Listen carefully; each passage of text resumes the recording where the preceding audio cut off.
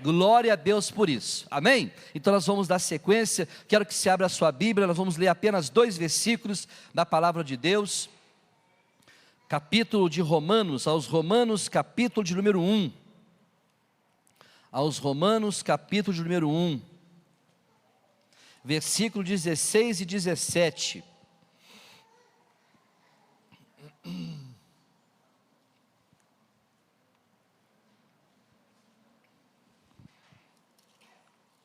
Epístola do apóstolo Paulo aos Romanos, capítulo de número 1, verso 16 e 17, quem não achou já está aqui no telão, diz assim a palavra do Senhor: porque não me envergonho do evangelho de Cristo, pois é o poder de Deus para a salvação de todo aquele que crê, primeiro do judeu e também do grego. Porque nele, no Evangelho, se descobre a justiça de Deus, de fé em fé, como está escrito. Como está escrito. Porque nele se descobre a justiça de Deus, de fé em fé, como está escrito. Amém? Põe a sua Bíblia sobre a sua cadeira, e nós vamos orar ao nosso Deus, e o que diz a palavra de Deus é a verdade, irmãos. O justo viverá, esquece disso não, é pela fé que você tem sobrevivido. Posso dizer para vocês uma coisa? Eu e você, nós somos sobreviventes, porque no meio de uma avalanche de crise dessa, quem ainda está de pé, sem estar oprimido, deprimido, sem estar procurando um suicídio, esses são os sobreviventes, e os sobreviventes se chamam justos. Nós somos os justos de Deus, que pela fé a gente é teimoso, a gente continua vivendo, amém, irmãos? E essa fé que nós temos é em Jesus Cristo, o autor e consumador da nossa fé. Vamos falar com Deus? Pai, em nome de Jesus, nós estamos aqui gratos por tudo que o Senhor é, e por tudo que o Senhor tem feito na nossa vida.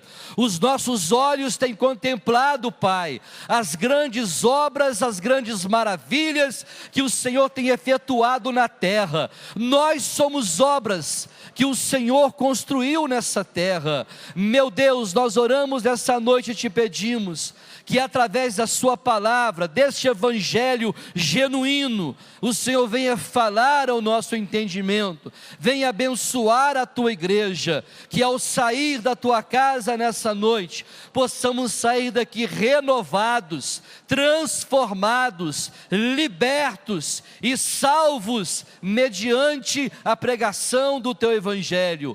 Assim nós oramos, e no nome de Jesus, nós já te agradecemos. Amém? Pode ocupar o seu lugar. O tema da mensagem dessa noite é o poder transformador do Evangelho. Qual é o tema? Qual é o tema? Só o Evangelho é que tem o poder para transformar o caráter do homem. Olha para mim aqui, presta atenção, não quero que ninguém fique conversando, desligue os WhatsApps da vida, vamos ligar aqui, porque essa palavra, ela tem um cunho de importância muito grande, porque vai falar a respeito da nossa salvação. Então, este evangelho, irmãos, que quando a gente olha o conceito da palavra evangelho, seja no Antigo Testamento ou no Novo Testamento, o conceito é o mesmo, é as boas novas de salvação, uma boa notícia. Então, quando nós ouvimos o evangelho, nós estamos recebendo de Deus as boas novas. Os 4 evangelhos, que com certeza conta toda a biografia, nos revela a identidade de Jesus, porque é Ele que começou a pregar o evangelho, é Ele que anunciou esse evangelho às pessoas. Este evangelho, as boas novas, para mim e para você, tem alguns fundamentos muito importantes, e o fundamento principal do evangelho é salvar o homem. Esse evangelho não pode ser pregado, não pode ser propagado, a fim de extrair dele ou do poder que ele tem, que é o poder de Deus através do Espírito Santo, não podemos extrair apenas os milagres. Você não pode ouvir o Evangelho nessa noite, tendo um conceito que, se eu ouvir o Evangelho nessa noite, como o pastor Roberto falou, a minha fé com certeza vai estar prontinha para ouvir essa palavra, mas depois de eu ouvir essa palavra, eu quero que Deus resolva o meu problema, eu quero que Deus me cure, quero que Deus me liberte, quero que Jesus ele entre na minha vida e arrume essa casa toda desorganizada. O objetivo principal do Evangelho não é esse. Não é trazer para ninguém algum benefício.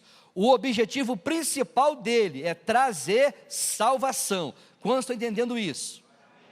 Então, quando você entrou por essas portas, seja você visitante, seja você membro dessa igreja há tanto tempo, quando você entrou por essas portas para ouvir essa palavra, nós temos que entender isso. Deus ele vai cooperar para que os milagres aconteçam na nossa vida, porque Ele veio para isso.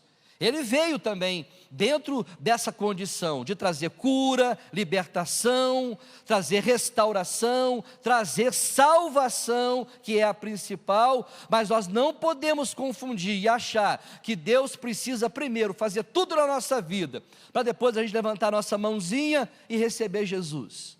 É o que a maioria das pessoas, elas pensam consigo mesmo. Quando entram dentro de uma igreja evangélica, elas entram deprimidas, elas entram muitas vezes doentes, com seus problemas familiares. É um pacote que traz consigo para dentro da igreja, e um pacote cheio de situações difíceis, conflitos que acontecem na vida das pessoas, que elas chegam aqui, pegam esse pacotão, põem diante de Deus e falam assim: agora tu resolve isso para mim, porque é só isso que eu quero.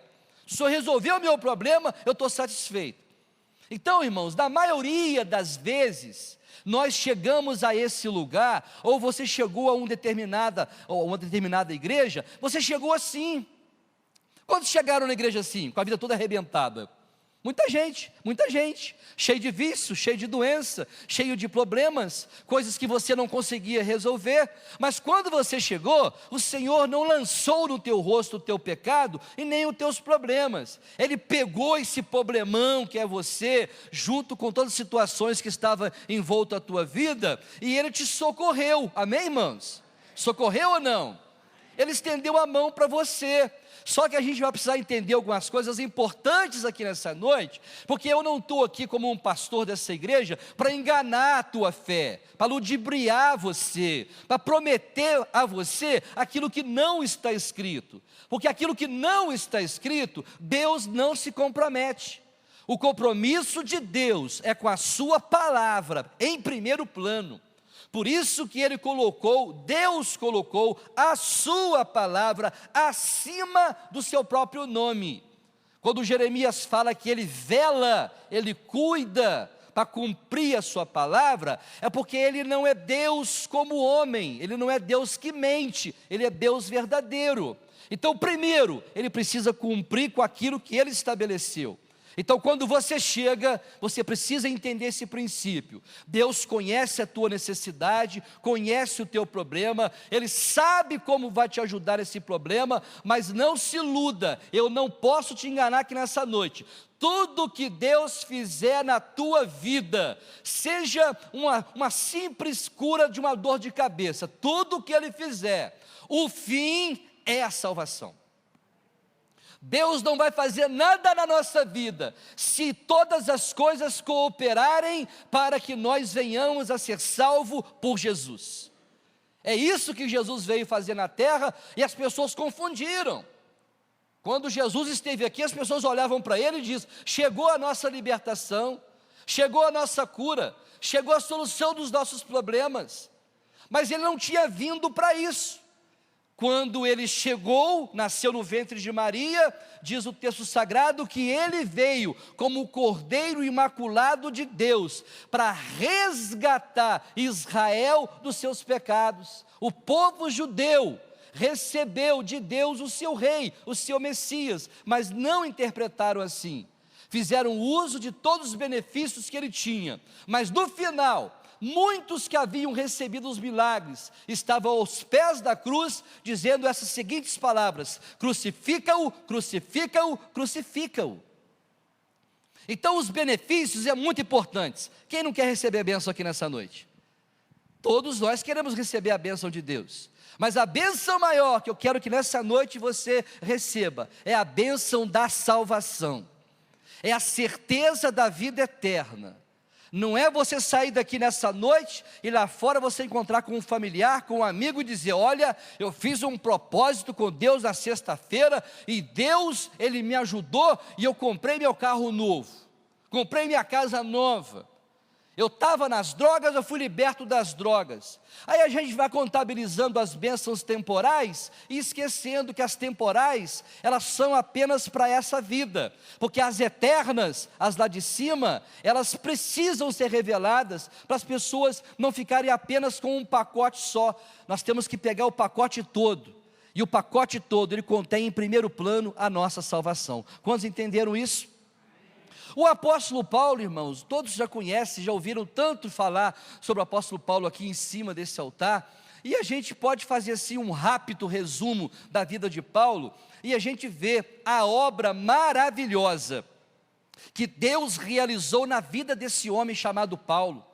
Um homem que era um perseguidor do evangelho, mas quando ele se encontrou com o Senhor Jesus Cristo, ele recebeu dele a transformação. De um perseguidor, ele passou a ser um perseguido, porque ele realmente, ele foi um homem regenerado, restaurado, resgatado pelo Senhor Jesus, lá na estrada de Damasco.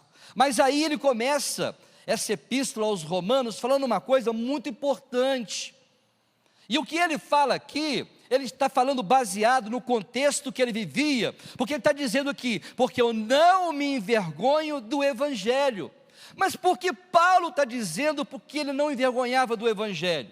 É porque quando ele estava nos seus primeiros dias da sua conversão, ele foi muito confrontado em relação à sua fé, em relação a Jesus Cristo. Os gregos, por exemplo, eram uma classe de pessoas, uma nação, onde havia muitos intelectuais. Paulo, antes de se converter, ele passeava no meio daquelas nações, daqueles povos, porque ele não falava apenas o grego, o aramaico, o hebraico, mas outras línguas. O Paulo tinha aprendido aos pés de Gamaliel. Mas ele foi confrontado em relação à sua fé, porque naqueles dias, o cristianismo que estava começando, estava sendo confrontado. As pessoas pensavam que aqueles que recebiam Jesus, eram pessoas ignorantes, pessoas iletradas, pessoas que não tinham cultura, pessoas que não sabiam para onde ir, uma fé alicerçada no cristianismo que começou agora. Então, Paulo foi confrontado muito em relação a isso, mas ele nunca negou Jesus Cristo, nunca negou falar sobre a sua fé. Então ele está dizendo aqui que ele não se envergonhava do Evangelho de Cristo, que é o poder de Deus, mas a gente tem que olhar um pouquinho o que Jesus fez na vida de Paulo. Ele está sendo uma testemunha daquilo que Deus fez na sua vida. Um homem que estava totalmente alienado às coisas de Deus, um homem que era perseguidor do povo de Deus, um homem que não conhecia o Senhor Jesus, mas passou a conhecer, porque o próprio Senhor Jesus resgatou ele. É por isso que você que está aqui nessa noite, talvez, eu não sei, pode ter alguém aqui nessa noite, que você tenha pessoas ao seu lado, na sua família, seus amigos, seus vizinhos, alguém que diga para você: você tem coragem de ir numa igreja evangélica? Como que você não tem vergonha de entrar dentro da igreja evangélica?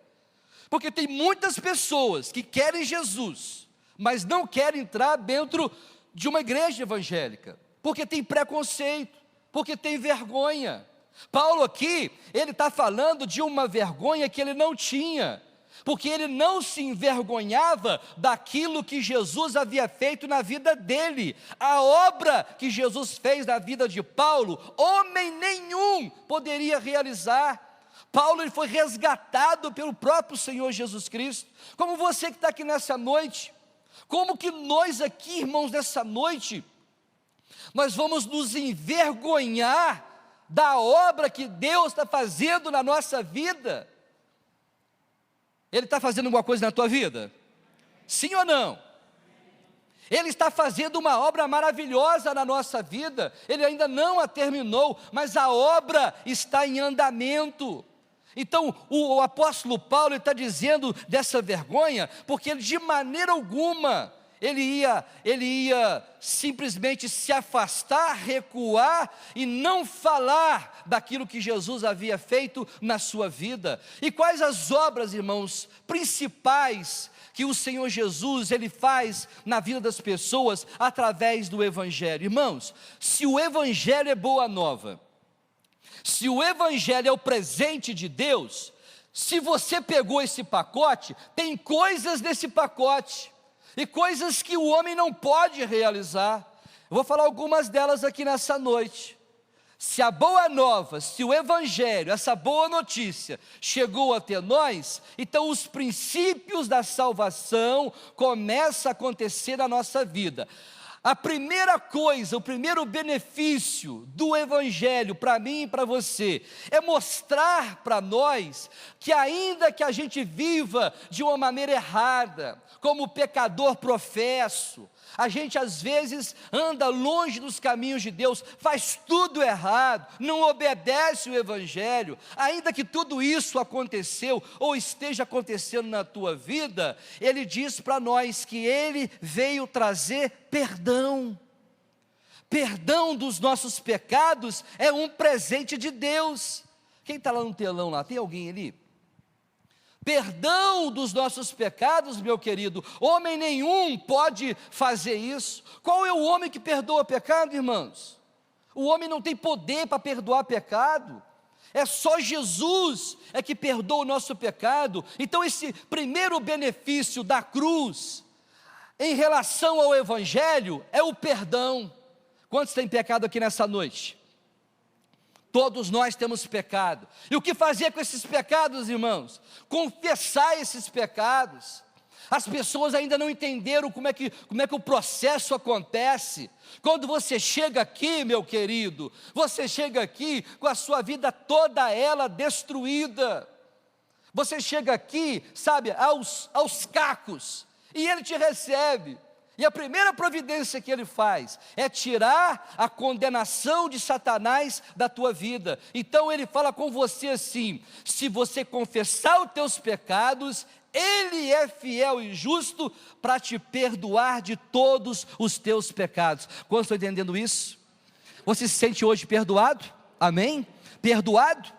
Sabe quem fez isso? Jesus Cristo. 1 de João, para mim, fazendo um favor, pode abrir a sua Bíblia se você quiser. 1 de João, capítulo 1, verso 9, ele vai dizer isso: é necessário que o homem que recebe o Evangelho, uma pessoa que chega na presença de Deus, é necessário, meu irmão, você confessar o teu pecado.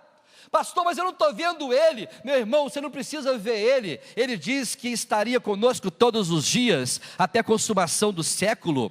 Se você nessa noite está na mira do diabo, se você está debaixo do pecado, para você nessa noite, é só fazer isso aqui que está escrito, 1 de João, capítulo 1, verso 9, ele vai dizer para nós sobre isso, sobre o confessar o pecado. Não achou? Eu vou ler na minha Bíblia aqui, 1 de João, aí, diz assim: se confessarmos, quem é que tem que confessar? Se confessarmos os nossos pecados, Ele é o quê? Fiel e justo, para nos perdoar os pecados, e nos purificar de toda... Isso aqui é presente de Deus, benefício, dádiva, uma boa notícia para você. Você quer ver uma péssima notícia? É dizer para você: você está condenado ao inferno. Ô pastor, que notícia ruim é essa? Não, eu não vou te condenar ao inferno, porque eu não posso fazer isso, mas eu posso te apresentar agora o diagnóstico para que você não vá para o inferno. E o diagnóstico de Deus, através de Cristo Jesus, na boca do apóstolo Paulo, e aqui João está confirmando isso: se confessarmos os nossos pecados, Ele é fiel e justo para nos purificar de todas as nossas iniquidades.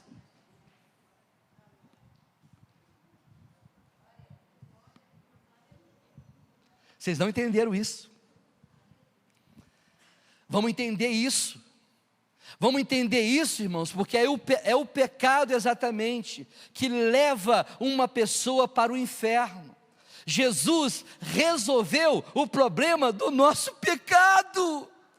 Ele resolveu o maior problema, porque o problema maior não é o teu câncer. O problema maior, meu querido, não é esse problema conjugal que você está vivendo. O teu problema maior não é a geladeira que você chegou agora na cidade e olhou: pastor Roberto, estou revoltado com a vida, a geladeira custa 4.000, mas agora no tal do, como é que chama o negócio?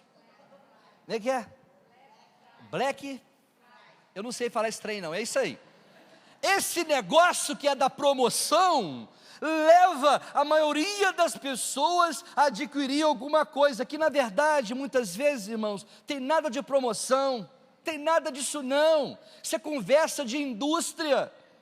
Tira 50%, 60%, às vezes tirou só 15%, mas fala que é 70%, não, estava 10%, caiu para 5%, caiu para 8%, e a pessoa compra, e a pessoa ela se satisfaz com coisas dessa vida, quando na verdade o benefício que Jesus ele trouxe à humanidade, e que este evangelho mostra para nós aqui nessa noite, o benefício maior é saber que os teus pecados foram perdoados e Ele lançou esses pecados na profundeza do abismo, do mar do esquecimento, para nunca mais se lembrar. É essa alegria que a pessoa tem que ter quando chega na presença de Deus. Ainda que Ele não te dê uma televisão nova, não te dê um carro novo, não te dê os teus sonhos realizados, mas saiba de uma coisa, Ele te dá a garantia de perdão de pecado e um lugar no céu para viver eternamente com Ele. Essa é a alegria maior, mas a gente não consegue entender isso, pastor Roberto, porque os nossos olhos estão nessa terra, o nosso coração, o nosso sentimento está nas coisas que estão à nossa volta. Irmãos, a verdade é que a gente se ilude com essa vida. Nós estamos num jardim colorido. A terra é um jardim colorido, que a gente fica igual a criança: olha só, quanta coisa boa, nossa, mas eu vou desfrutar de tudo isso. Esse mundo, irmãos, ele só traz ilusão ao pensamento das pessoas. Você já percebeu isso? Que o mundo nos ilude, o mundo nos engana com a sua beleza, tudo que está lá fora é atrativo. Então o benefício que esse evangelho traz em primeiro plano para mim e para você, é perdão de pecado. Só tem um detalhe: se a pessoa não confessar o pecado, ele jamais será perdoado. Então não saia daqui nessa noite sem você ter essa plena consciência. Não importa o lugar, não importa o momento, a hora, em qualquer lugar que você estiver, qualquer lugar que você acionar o céu desce nessa terra, porque a Bíblia diz: clama a mim, Jeremias 33:3, clama a mim, meu querido, grita aí na terra, clama a mim. O que acontece? Então Deus tem uma resposta. E qual é a resposta que Ele tem, meu irmão? É de falar contigo: não temas, porque eu sou contigo. Não te apavores dentro dessa situação, porque a situação é apertada, o negócio é estreito mesmo, a luta, meu irmão, é para nós mesmo. O céu não é nessa terra não, as pessoas querem as coisas muito fáceis. Eu poderia aqui nessa noite ter lançado no domingo agora passado uma campanha: irmãos, traga os leprosos, traga os cancerígenos, traga todos que estão enfermos, os cadeirantes. Deus vai fazer o impossível aqui na sexta-feira. Poderia, irmãos, fazer uma propaganda aí, onde muita gente, os cadeirantes, iam entrar. Aí eu ia orar e o cadeirante não vai andar. Sabe qual que é a defensiva? Não tem fé. Não tem fé. Porque se tivesse fé, Jesus curava. Independente se a pessoa tiver fé ou não, se uma pessoa chegar aqui na frente agora, de cadeira de roda, e se Jesus quiser levantar, levanta ou não levanta? Independente de campanha. Mas esse não é o objetivo maior. Porque a doença maior da alma é o pecado. É ela como um câncer, como uma gangrena, que entra dentro de nós e destrói esse homem interior, esse homem que não foi feito por Deus para viver debaixo do jugo da escravidão das drogas, das bebidas, da homossexualidade. O homem, meu irmão, olha para mim aqui, o homem virou um objeto como um lixo. O homem perdeu o seu valor, as pessoas perderam os seus valores. Não são valores monetários, são valores morais, éticos. O pudor das pessoas acabou. Chegou um ponto agora que para você sair de casa, homem de Deus, você tem que sair na unção, a unção mesmo nos teus olhos, porque você vai ver muitas aberrações nesse verão que está vindo aí. Mas que o Senhor tenha misericórdia de nós e abençoe a nossa casa, a nossa família, porque eu tenho certeza que todos nós somos pecadores sim, mas pecadores justificados pelo sangue de Jesus Cristo. Quantos estão entendendo? O outro benefício da cruz: se o perdão é necessário, a graça também é necessária. O que é a graça? É o favor não merecido. Não merecíamos receber o favor de Deus, o presente de Deus. Quem aqui que merecia isso? Às vezes as pessoas, por não conhecerem as Escrituras Sagradas, e o próprio Senhor Jesus falou sobre isso, olha para mim aqui, presta atenção. Jesus falou assim: errais por não conhecerem as Escrituras Sagradas e nem o poder de Deus. Eu não quero aqui uma igreja de ignorantes, não. Eu quero uma igreja aqui de pessoas que conheçam a palavra de Deus e através dessa palavra você ser abençoado, amém, irmãos? Porque o poder que está nesse evangelho, que é o poder de Deus, é um poder não só para transformar o nosso interior, mas também abençoar o nosso exterior. Então, que este evangelho que está sendo pregado aqui nessa noite, ele seja digerido por nós e venhamos a entender, primeiro, o perdão de Deus, depois a graça de Deus. Paulo falando aos Efésios, capítulo número 2, verso número 8, ele diz: pela graça sois salvos mediante a fé. Isso não vem de vós, é dom de Deus. Não vem das obras, para que ninguém se glorie. Porque nós fomos feitos à imagem e semelhança de Deus, feituras de Deus para as boas obras. Se você hoje é servo de Deus, você faz coisa boa. As obras estão junto conosco. Então nós temos a fé e temos também as obras, amém, irmãos? Então eu estou falando para vocês passo a passo, para a gente entender como é que é o processo. Ô pastor, o processo é esse? Na sexta-feira eu vou para o culto, receber cura de vida, libertação e bênção. E no domingo, eu vou lá também para receber uma bênção. Na terça também, eu vou lá para receber uma bênção. Irmãos, não precisamos ser mendigos espirituais. Você tem filho e você sabe disso. Na tua casa você tem uma geladeira, você tem uma despensa. O teu filho, o seu filho, não é o bastardo. Se ele é teu filho, ele tem direito de ir à geladeira, abrir a porta, tem ou não? Ele abre a porta e ele tira uma maçã. Ele abre a porta do armário e tira um pacote de biscoito e come. Pastor, o que isso quer dizer com isso? Olha aqui, olha para mim. A palavra do Senhor diz que nós somos dispenseiros de Deus. Isso é tremendo. O que o dispenseiro faz? Ele tem uma chave, ele vai lá, abre a porta, tira o que é necessário para ele. Ele não usa com guludice, ele usa aquilo que é necessário para a sua própria sobrevivência. Irmãos, nós precisamos aprender a cultura do reino de Deus. Não é a nossa cultura que a gente come com os olhos, que não pode ver uma vitrine enfeitada, que quer levar tudo. Se pudesse levar, levava mesmo. Levava a vitrine inteira para casa. Não é assim que Deus faz. Ele diz a sua palavra no capítulo 6, 33, antes buscai primeiro o reino e a sua. E as demais coisas, aquilo que a gente precisa, o que ele faz? Ele acrescenta na nossa vida.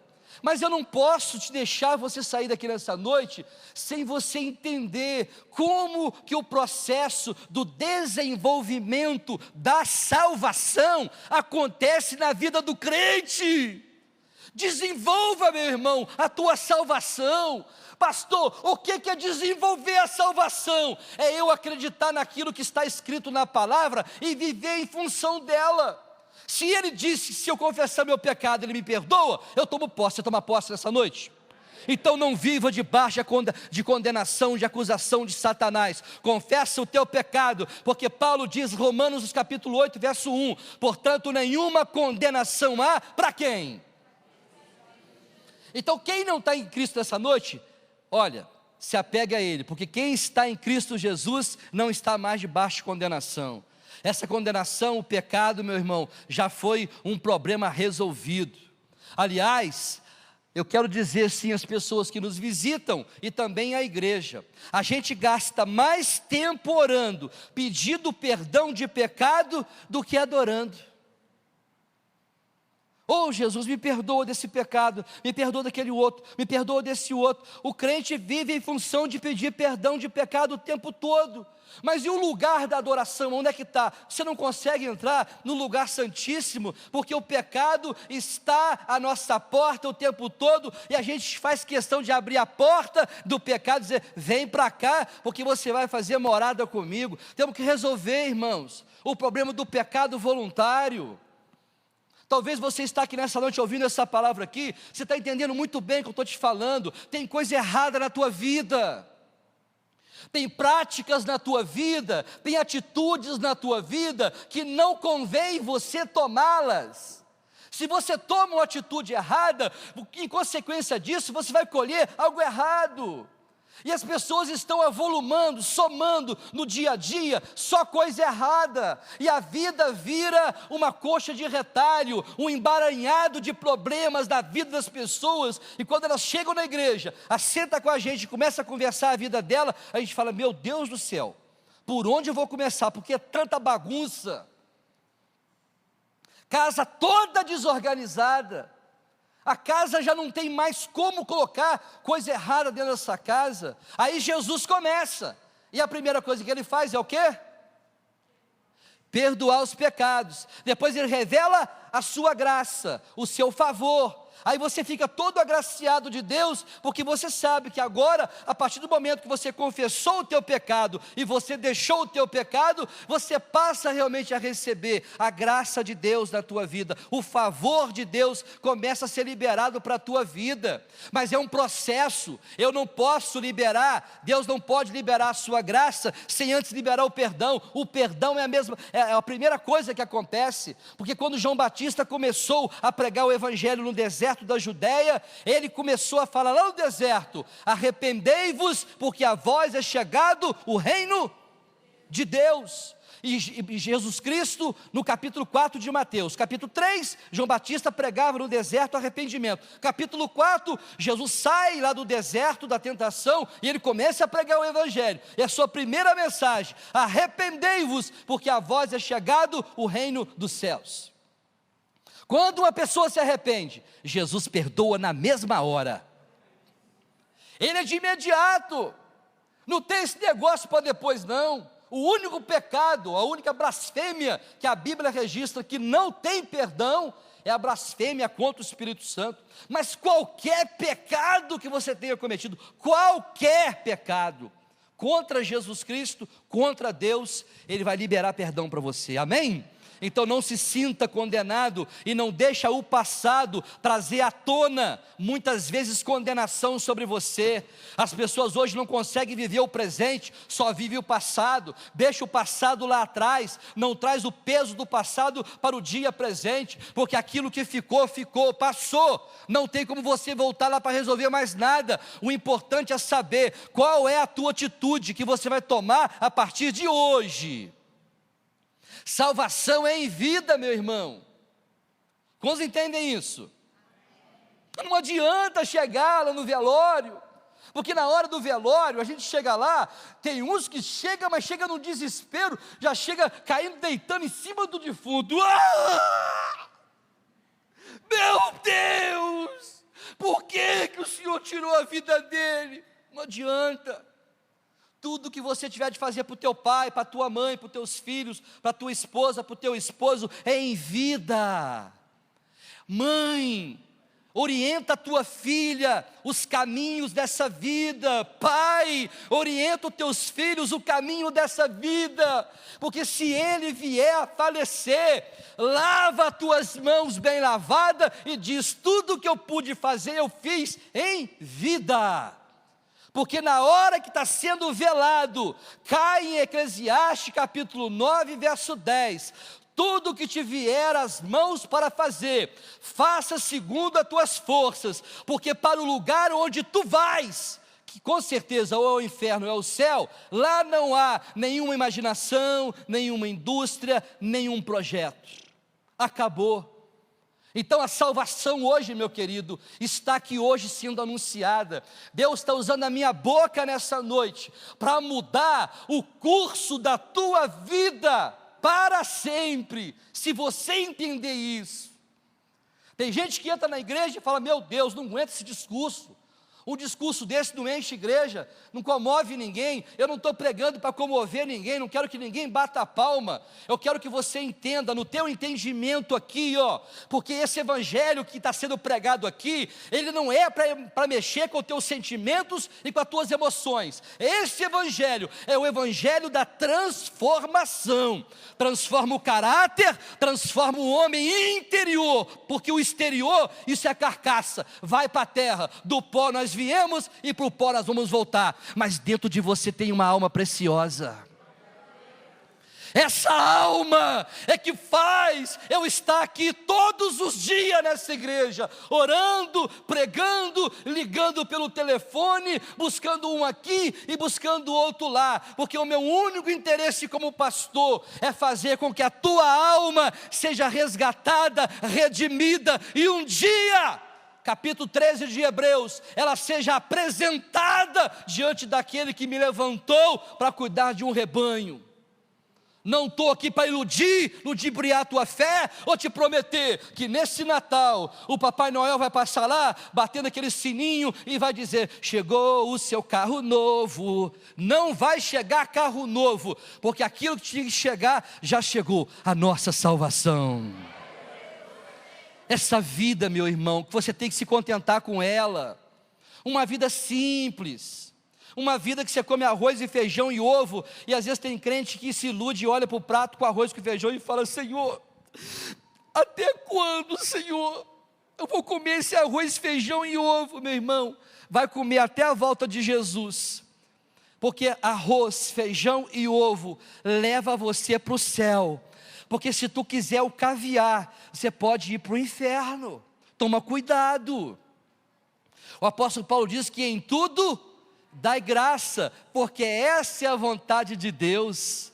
Eu dou grato a Deus porque eu ando de bicicleta, dou graças a Deus porque eu ando de ônibus, porque se você não andar de ônibus, o nosso irmão Marcos vai quebrar, ele precisa de passageiro.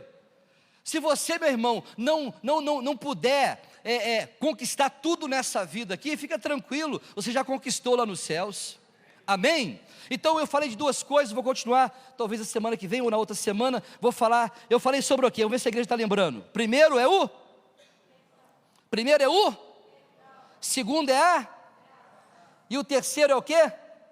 Eu não falei, a justificação. Romanos capítulo número 5, verso 1 e 2. Olha que coisa linda que o apóstolo Paulo fala sobre a justificação. Isso é um presente, é um benefício da cruz, a justificação. É Ele que justifica os teus pecados, é Ele que te faz justo. Às vezes a gente lê o versículo: o justo viverá da fé. A gente fala: meu Deus, mas eu não sou justo, eu peco tanto, sou infiel a Deus, faço tanta coisa errada. Eu não estou te falando, meu querido, desse termo de justiça, porque se o Senhor olhar para nós, Ele não vai ver nenhuma justiça em nós. Nós somos para Ele um trapo de imundície.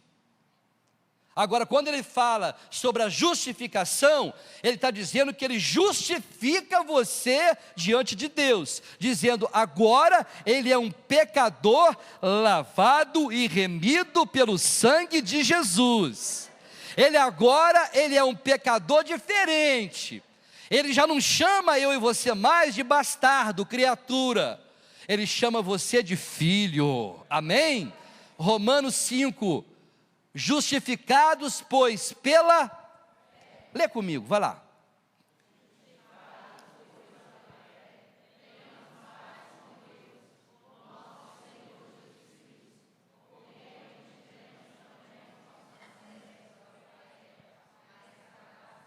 Na qual estamos firmes.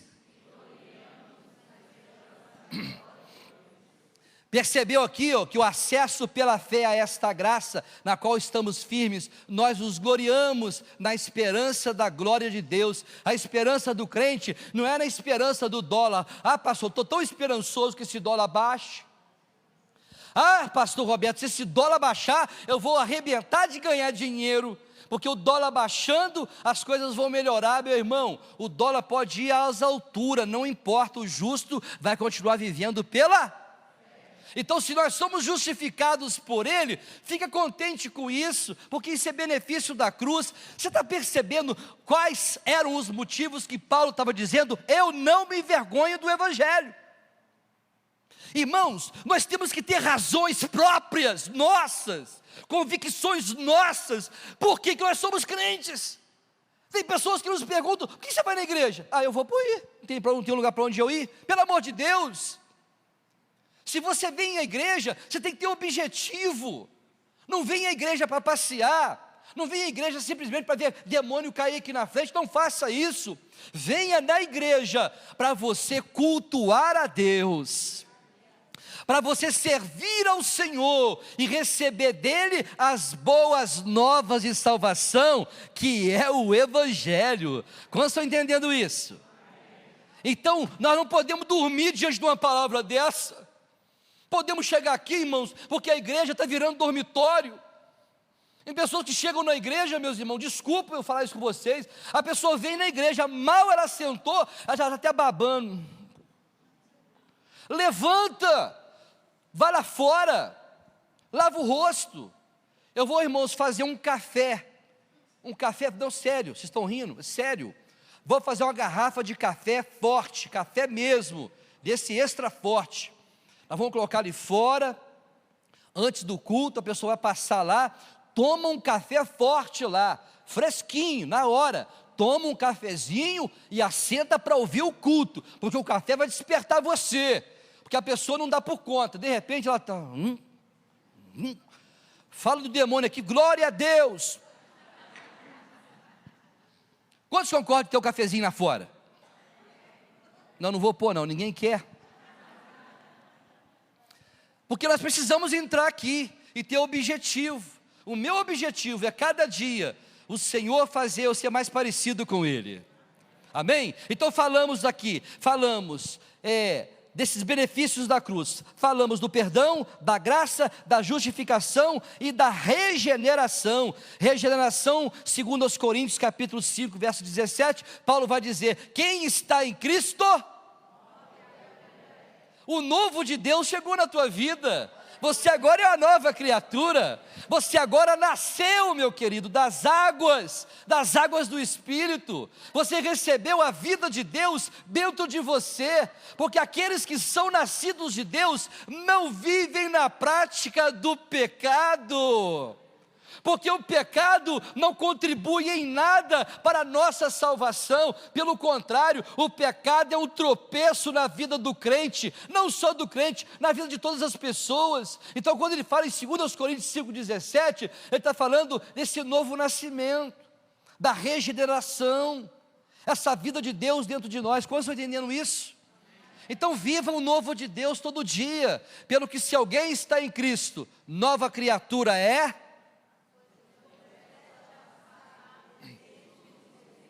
O apóstolo Paulo, irmãos, ele parece que ele é bem implicante, né? Ele implica de todo jeito, ele leva a gente, olha aqui, olha, as coisas velhas eis que tudo se fez novo. Por que ele faz questão de colocar as coisas velhas, irmãos? Porque é o velho homem. Nós temos duas naturezas dentro de nós: uma natureza espiritual e uma natureza carnal. O homem interior se reveste, se alimenta dessa palavra, mas o velho homem, a velha natureza, se alimenta da prática do pecado. Por isso que nós precisamos entender que nessa noite vamos resolver esse problema na nossa vida, porque a salvação está baseada nesses princípios. A velha criatura, as coisas velhas já passou, você é nova criatura, você é filho de Deus. Deixa o teu passado. Pastor, eu não consigo. Pastor, eu não consigo, pastor. Tem um negócio comigo que aconteceu há 15 anos atrás. Pastor, quando eu lembro há 15 anos atrás, me dá uma revolta tão grande, pastor Roberto, dá vontade de matar a pessoa. Às vezes a pessoa já até é morta, sabia? Sabia disso? Eu ouvi isso. Uma pessoa falou comigo, pastor Roberto, há 15 anos atrás aconteceu um fato comigo, e a minha vontade, pastor Roberto, o ódio que eu tenho é ir lá no cemitério municipal, tirar aquele caixão, pastor Roberto, sabe, e bater naquele defunto de novo. Que isso? Isso aconteceu há pouco tempo, camarada dentro do cemitério, já no caixão prontinho para a cova, o camarada chegou lá, irmãos, e deu mais 20 tiros. Quem ouviu isso? Lembra disso? Quem lembra disso aí? Deu 20 tiros no cara que estava morto dentro do caixão. Isso é ódio, isso é vingança, isso é a velha natureza, isso é o homem velho, que o tempo todo fica remoendo dentro de nós. Meu irmão, esqueça o teu passado, Ele já te perdoou do teu passado.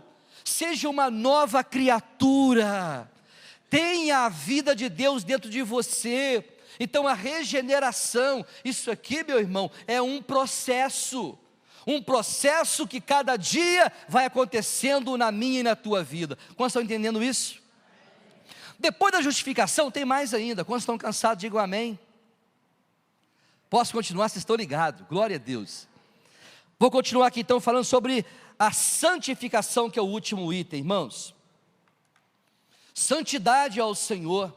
Essa santificação que a Bíblia está falando através do apóstolo Paulo em 1 Tessalonicenses capítulo 4, 17, essa santificação, ela é um processo que acontece na vida das pessoas. As pessoas estão tão imundas, tão sujas nos seus pensamentos, mas quando você vem para a presença de Deus, esse processo, essa dádiva, esse benefício que o Evangelho ele produz na nossa vida, também tem a ver com a santidade. Para você não viver mais aquela vida antiga, de tanta coisa errada que você fez. Tem gente aqui, quando lembra do passado, até vergonha. Dá ou não? Dá vergonha das coisas erradas que você fez na vida. Mas tudo que você fez já ficou lá atrás. Já está tudo resolvido no teu passado. E a partir de agora, coisa nova, coisa santa, se santifique, porque essa é a vontade de Deus para convosco, que vos abstenhais da prostituição. Esse mundo está terrível, esse mundo está imoral. Este evangelho aqui, que eu estou pregando para os irmãos nessa noite, esse evangelho não te envergonha, mas nós, com as nossas práticas, envergonhamos e muitas vezes estamos envergonhando este evangelho. Ele nunca foi vergonha para ninguém, mas as práticas do homem envergonham aquilo que aqui está escrito. Nunca pense que você ao entrar nessa casa, ou você servir ao Senhor, será uma vergonha. Vergonha é, meu querido, aquilo que as pessoas praticam. Vergonha é a pessoa comprar e não pagar o que compra. Isso é uma vergonha. Vergonha é deitar com uma outra mulher que não é sua. Isso se chama adultério. Vergonha é um jovem ir com a sua namorada para um motel, porque isso é vergonha para o Evangelho. Vergonha é, ao invés de falar a verdade, a pessoa vive falando a mentira. Então esse evangelho que eu prego, que você ouve aqui todos os cultos, é o evangelho que confronta a minha vida e a tua vida diante daquilo que nós estamos praticando. Se a gente vive uma vida errada, promíscua e longe de Deus, esse evangelho, ele mostra para nós qual é a nossa verdadeira identidade. Por isso que Paulo fala, quando ele abria o evangelho, era como um espelho. O espelho que reflete exatamente a nossa identidade, aquilo que somos não por fora. Porque essa beleza que nós temos por fora, que muitas vezes as pessoas se iludem, elas vão para as academias para modelar os seus corpos, os jovens modelam os seus corpos, as mulheres vão para o salão de beleza para se enfeitarem. Tudo é muito belo, tudo é muito bonito, mas Jesus um dia, olhando para o sistema religioso dos fariseus, ele falou uma coisa terrível para os fariseus, que serve para nós aqui nessa noite. Ele disse assim, olha que palavra dura: hipócritas, vocês são como sepulcros caiados, por fora está muito bem, ornamentado e lindo, mas dentro está tudo podre. Esse evangelho, ele revela para nós, para a gente obter a salvação, ele revela quem somos. Ele não vai aqui nessa noite mostrar para você a tua beleza, dos teus cabelos, dos teus olhos, ou quem sabe o teu status que você tenha em termos ou financeiro ou diplomático. Não, ele revela o seu interior. Que essa palavra, meu querido, fique dentro de você. Não deu para ter, não vai dar para terminar. Isso aqui vai ser igual doutrina, vai ter que dar uma sequência. Esse evangelho vai mostrar para nós que o apóstolo Paulo, ele disse as palavras verdadeiras: eu não me envergonho do evangelho, porque esse evangelho é o poder de Deus para a salvação do homem. Quando ele diz o poder de Deus, é porque através desse poder você é curado, você é liberto. Mas olha onde vai desembocar tudo isso. Ele vai dizer que o evangelho é o poder de Deus. Poder para quê? Poder, no conceito do Aurélio, significa dinamite. Poder de Deus, irmãos, é uma dinamite. Quando o poder de Deus chega, o homem ele é transformado. Quando o poder de Deus chega, através de Cristo Jesus, os demônios são envergonhados, e no lugar da tua vergonha, Deus coloca a honra, porque é isso que Satanás faz com o homem. Satanás envergonha o homem, leva o homem para o mais poço, o mais abismo profundo, e diz para ele, aí é que é teu lugar. Mas aí vem chegando o general dos generais, o Senhor dos senhores, estende a sua mão, o seu braço forte, e diz para você, para mim, aí não é o teu lugar. Ele transporta você do lugar das trevas, do reino das trevas, e traz você para o reino da luz, porque o evangelho, ele é a luz que traz entendimento ao coração e à mente dos homens. Segundo aos Coríntios capítulo 4, Paulo vai dizer, o Deus desse século, a função dele é cegar o entendimento das pessoas. Para quê, Paulo? Para não resplandecer a luz do evangelho no entendimento delas. Pastor, estou pelejando com meu marido, sou sangue, já não aguento mais, já orei, já jejuei, já fiz de tudo, não aconteceu. Meu irmão, continua orando, intercedendo pela tua família, porque Satanás, ele tem feito o seu papel, de trazer dificuldade para essas pessoas no entendimento da palavra. Mas se Deus te resgatou, te trouxe para cá, é para mostrar para você que a boa obra que Ele começou na tua vida, vai chegar também a toda a tua casa. O teu marido não sabe disso, mas você não é mais ignorante. Coube a Deus salvar os crentes, eu e você, pela loucura da pregação. Alguém que está aqui visitando, esse pastor é louco, é doido. Essa gritaiada em cima, irmãos, nós podíamos gritar muito mais alto ainda, mas não é necessário gritar, é necessário só você entender e dizer para Ele: muito obrigado, Deus, pela salvação que chegou na minha vida, e se chegou na minha vida, vai chegar na minha casa também. Toda a tua família, põe a mão na tua cabeça assim, olha, diz assim, crê no Senhor Jesus, e serás salvo, tu e a tua casa. Você toma posse disso?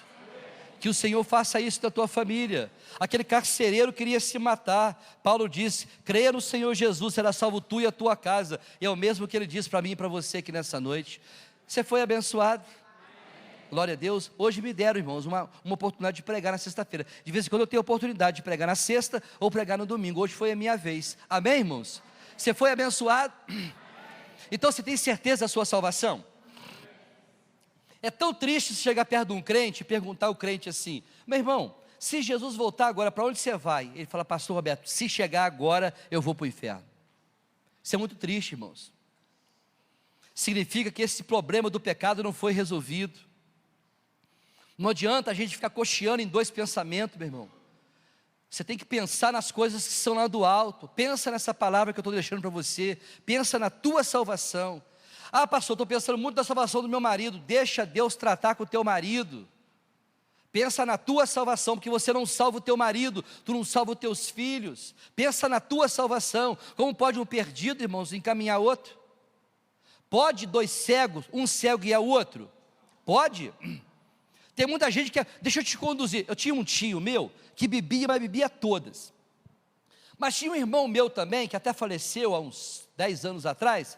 Os dois ajuntava, tio e sobrinho. Mas tomava todas. Aí quando o meu tio estava bem, estava lucidozinho, e o meu irmão estava chapado, ele ficava falando assim com o meu irmão assim: rapaz, para com essa bebida, rapaz. Tu vai acabar adoecendo, você vai te dar uma cirrose. Falou: um cachaceiro dando conselho para outro cachaceiro: para com isso, tu vai morrer de tanto beber. Mas tu bebe também. Hoje é que tu não bebeu, amanhã tu vai beber também. Então um cego não guia outro, mas um salvo, ele guia o perdido. Se você é salvo, você leva alguém até Jesus Cristo. Mas se você ainda não é salvo, você não leva. Pelo contrário, você impede dessa pessoa ela ir para o céu. Sabe por quê? Porque o que você está praticando envergonha o Evangelho. Quantos entenderam isso? Então ninguém vai envergonhar o Evangelho aqui nessa noite. Nós vamos ser para Ele o bom perfume de Cristo. Nós vamos encerrar o nosso culto nessa noite. Se deixar o microfone por minha conta, eu vou até às 10. Mas eu vou dividir essa mensagem em duas partes. Quando tiver uma outra oportunidade, estaremos aqui trabalhando com vocês a respeito disso. Se coloque de pé na presença de Deus. Eu quero nessa noite orar pela salvação. Se tem alguém aqui nessa noite que ouviu essa palavra, cadê a Priscila? Vem cá, Priscila, vai cantar um hino. Dá tempo ainda de cantar um hino. Se tem alguém aqui nessa noite, olha para mim aqui, olha para mim. Se tem alguém aqui nessa noite que ouviu essa palavra e não tem certeza da sua salvação, se Jesus vier hoje, você vai dizer em tom bem claro: eu não entro no céu. Se você está aqui nessa noite e você pensa desse jeito, você pode mudar isso nessa noite. Você muda o teu destino nessa noite, meu irmão. Jesus falou que uma alma, quanto que ela vale? Quantos entenderam essa palavra nessa noite? Você entendeu esses 4, 5 benefícios do Evangelho em relação à salvação? Então você está aqui nessa noite dizendo: olha, eu vou ser sincero, eu não tenho certeza da minha salvação. Vamos mudar isso hoje. Vamos mudar isso hoje. Romanos capítulo de número 10, Paulo fala a respeito disso. Se com a tua boca tu confessares a Jesus Cristo, se em teu coração tu crê que Deus ressuscitou Jesus dos mortos, tu serás salvo. Tu não está salvo, tu serás salvo, mediante a confissão de lábios, porque com a boca se confessa para a salvação. Quem sabe você está aqui nessa noite vivendo um momento de condenação, O que adianta você ganhar esse mundo todo, granjear os bens dessa terra, e no final das contas você ir para o inferno? Vamos mudar isso hoje, nessa noite, irmãos? Amém? Vamos mudar isso hoje? Priscila vai cantar um hino. Enquanto ela canta, eu quero que você feche os teus olhos. E só você que não tem essa certeza, põe a tua mão sobre a tua cabeça. Você não tem certeza. Eu te falei hoje verdades aqui, e você sabe, se ele voltar você vai ficar mesmo, você vai ser condenado mesmo. Então você está colocando diante de Deus nessa noite uma condição, e dizendo para Ele: Senhor, eu não posso sair daqui nessa noite condenado, eu quero sair daqui salvo. Pode pôr a mão sobre a tua cabeça, ninguém está olhando para você não, fecha os teus olhos. Vamos orar nessa noite. Meu Deus, a tua palavra nessa noite, Pai, foi ministrada. Nós falamos essa noite sobre a salvação, é o presente mais valioso que o Senhor nos deu. Nada nessa terra se compara à vida eterna. Essas pessoas estão sendo sinceras diante do Senhor, com as mãos sobre a cabeça, elas estão confessando a Ti e te pedindo, meu Pai, que essa noite seja uma noite de salvação na vida delas. Ó Deus, o Senhor é poderoso nessa noite para resgatar essas pessoas, para salvar essas pessoas, para perdoar o pecado delas, Senhor. Ah, Senhor, a Tua palavra diz: se confessarmos os nossos pecados, o Senhor é fiel e justo para nos perdoar de todos os nossos pecados. Então, meu Deus, confirma nessa noite a salvação sobre a vida de todas essas pessoas que com um gesto de fé estão com as mãos sobre a cabeça. Libera nessa noite, meu Deus, a salvação, libera o perdão, libera a graça, libera a justificação, libera a regeneração, libera a transformação, libera a santificação. Abençoa nessa noite, Deus,